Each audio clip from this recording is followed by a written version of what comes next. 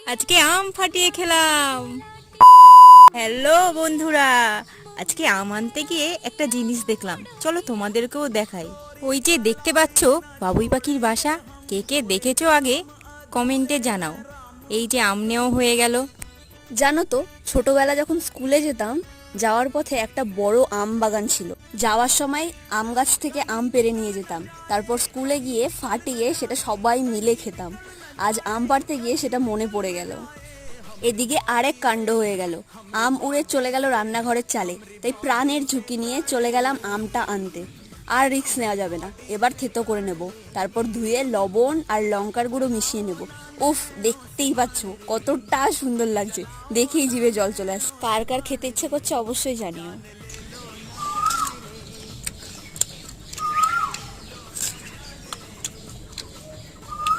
এর সাথে আর ভাগাম না।